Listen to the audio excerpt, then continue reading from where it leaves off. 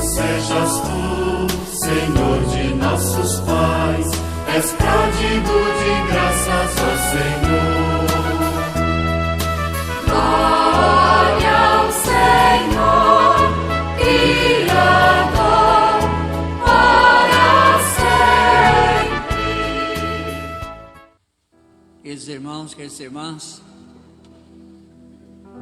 para mim é uma alegria estar presidindo essa Eucaristia nessa noite aqui, essa paróquia dedicada a Santo Antônio, aqui em Palmital. Desde já agradeço o Padre Luiz Fernando pelo convite que ele fez a mim para presidir esta Eucaristia. Nessa celebração em que a Igreja celebra a solenidade da Santíssima Trindade.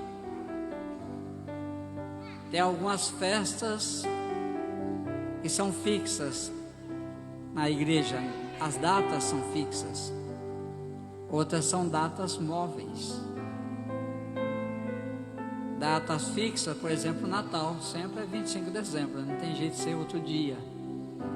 Nossa Senhora Aparecida, dia 12 de dezembro, dia 12 de outubro, e assim outras datas.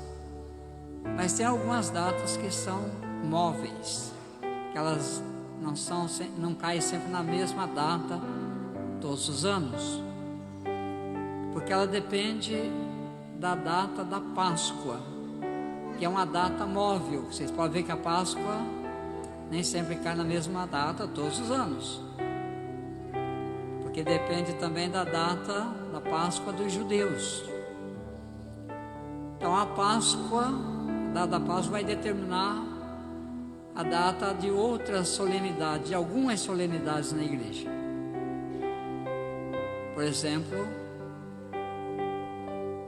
a Ascensão de Jesus, mais ou menos 40 dias depois da Páscoa. Então aí se conta mais ou menos 40 dias depois da Páscoa, que é a Ascensão de Jesus aos céus.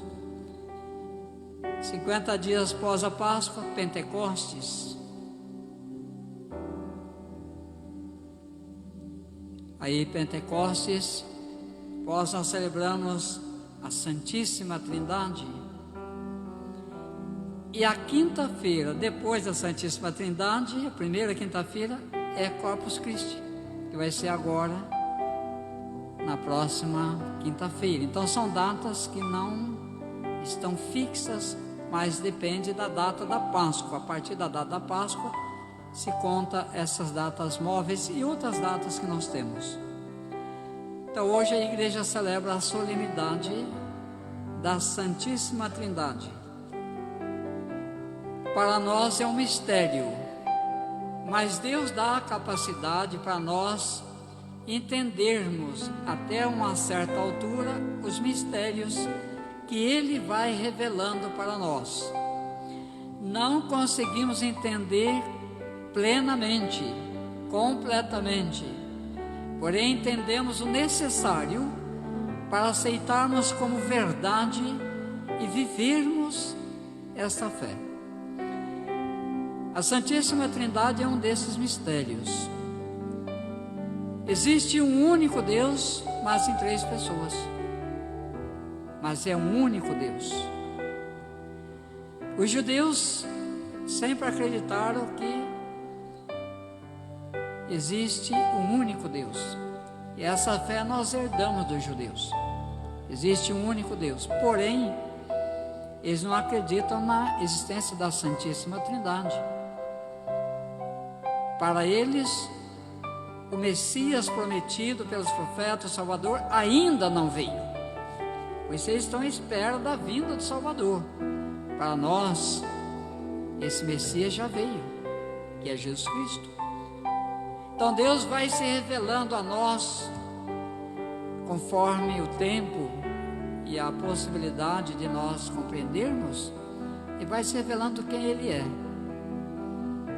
Então revela que Ele é Pai, Filho e Espírito Santo, 3 pessoas num único Deus. Existem alguns caminhos que ajudam a gente a ir descobrindo essa revelação divina para nós. E a primeira leitura do livro de Deuteronômio, Moisés já chama atenção para isso. E ele convida as pessoas a observarem, investigarem, a analisarem tudo para perceberem que existe um único Deus verdadeiro, e esse Deus verdadeiro que foi revelado a esse povo de Israel, e esse Deus verdadeiro que vai deixando sinais para nós, que Deus vai falando para nós, se revelando ao povo, vai agindo, deixando grandes sinais que nenhum outro dos deuses que o povo acreditava que existia, nenhum faz isso, nenhum fez. Somente o Deus revelado a esse povo que é o Deus verdadeiro e que age, que fala, que está junto do povo, que fala com o povo, que realiza grandes sinais. Esse chamado de Moisés vale para nós hoje também. Nós, nem todas as pessoas acreditam na existência de Deus. E na existência de Jesus Cristo, somente 1/3 da humanidade acredita que Ele é Deus Salvador e verdadeiro. Mas tem outras pessoas que não acreditam nem na existência de divindade. Então, para nós é importante observarmos os sinais que Deus vai realizando em nossa vida, as maravilhas que Ele vai realizando na nossa história. E esses são caminhos que nos ajudam a descobrir a existência de Deus, nos ajudam. Não é somente isso, mas nos ajudam. Nós, seres humanos, temos um limite muito grande, que é de focarmos no negativo e esquecermos o positivo. Tanto é que tem pessoas que passam 20, 30 anos guardando rancores, mágoas, por causa de um fato negativo que aconteceu na vida dela, com outra pessoa. E muitas deixam de acreditar em Deus, e até diz que Deus não existe, que Deus não escutou a sua prece, que Deus o abandonou, por causa de um fato ruim que aconteceu na sua vida. Mas ela se esquece de milhares de fatos bons e sinais bons que Deus realizou na vida dela. Isso não conta, porque o negativo marca muito a vida do ser humano. Então o negativo marca muito a nossa vida, e nós esquecemos das coisas boas que também existem. Se nós conferirmos, é só vermos quais são as notícias que nós falamos, que a televisão fala para nós, que a internet falar, a televisão só fala coisa negativa, nós também. Do que nós falamos agora nesse tempo? Só de morte, morte, morte. Existe um outro assunto mais falado entre nós, não vamos falar nem a televisão, que não seja Covid, por exemplo? É um fato negativo, ruim, mas parece que a gente só fala isso o dia inteiro, noite inteira, ano inteiro. E as coisas boas que estão acontecendo na nossa vida? A gente se esquece. Nesse tempo de pandemia, quantas coisas boas que aconteceram na nossa história, na nossa cidade, na nossa igreja, na nossa família. Esquecemos tudo. Parece que agora existe só pandemia. É o fato, existe, claro, ninguém vai negar que existe. Mas a gente esquece que existem outras coisas. Então Moisés pede para o povo focar nas grandes maravilhas que aconteceram e estavam acontecendo na história desse povo. E dizer, existe algum Deus que faz isso na vida de vocês? Não. Então acredite nesse Deus verdadeiro. E a segunda leitura que nós ouvimos da carta de São Paulo aos Romanos, ele vai falar uma coisa muito importante, que é que nós não fomos criados para sermos escravos.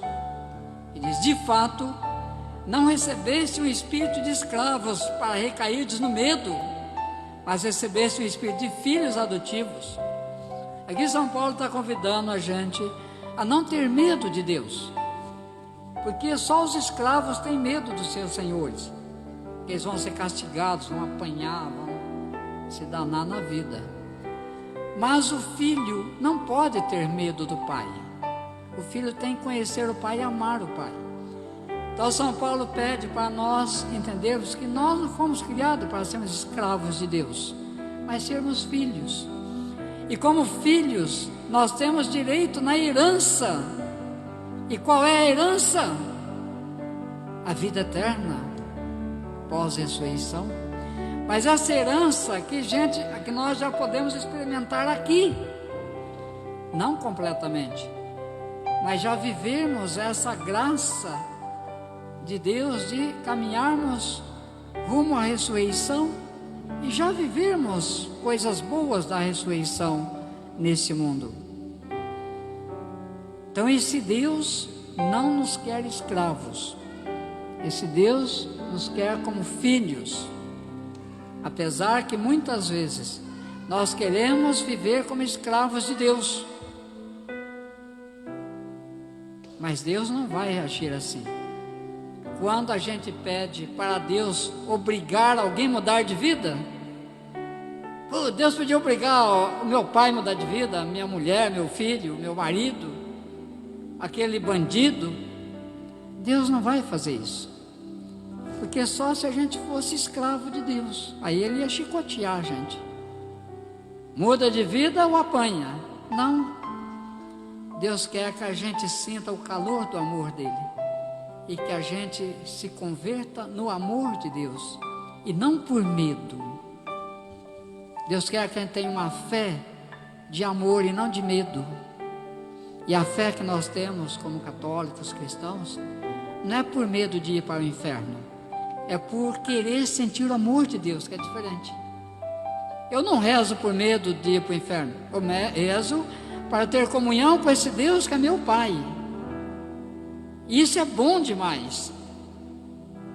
Eu rezo porque eu tenho comunhão com a igreja que é minha mãe, e não por medo da igreja, mas sim por amor. E Deus vai se revelando assim, e Deus vai se revelando através de muitos meios, pelos profetas, até se revelar completamente através de Jesus, que vem falar claramente quem é Deus Pai, Deus Filho e Deus Espírito Santo. Por isso, na ascensão, quando Jesus retorna ao Pai, que é o evangelho que nós vemos hoje, Jesus mostra a Santíssima Trindade e pede para que os discípulos batizem, não em nome dele somente, nem somente em nome de Deus Pai, e nem somente em nome do Deus Espírito, mas em nome da Santíssima Trindade, Deus Pai, Deus Filho e Deus Espírito Santo. Batiza em nome do Pai, e do Filho e do Espírito Santo. Você foi batizado em nome da Santíssima Trindade, todos nós, e é nessa fé que nós vivemos, a existência de um único Deus, mas que se revela em três pessoas. É a Santíssima Trindade que mostra para nós que vive em plena união, não brigando nem competindo. E nós devemos viver essa unidade na igreja e na sociedade, mas somos diferentes um do outro, não somos iguais. Mas a diferença nossa não é para fazer a gente brigar, é para fazer a gente unir. Naquilo que São Paulo lembra muito bem, que ele faz a comparação da igreja com o corpo, e fala que o corpo tem muitos membros diferentes um do outro. E até ele fala, o que tem a ver a mão com o olho? Se olhar assim, são duas coisas totalmente diferentes. mas todos os membros diferentes, com funções diferentes, trabalham para o bem do corpo. Assim também nós deveríamos usar nossas diferenças na comunidade, na igreja, na sociedade, não para ficarmos divididos, mas para o bem da igreja e da sociedade. E essa experiência nós podemos olhar na Santíssima Trindade. Só para entender um pouco, teoricamente, a gente divide as categorias. Jesus fala que Deus Pai é o Criador, Deus Filho é o que perdoa, é o que redime, é o que salva, e Deus Espírito é o que santifica, com funções diferentes, trabalhando em plena comunhão. Que nós também na igreja trabalhemos em plena comunhão e na sociedade, para o bem do todo, e não para o bem meu somente, ou o bem de apenas um grupo. Que a Santíssima Trindade nos fortaleça e nos oriente nesse dia. Louvado seja o nosso Senhor e Salvador Jesus Cristo,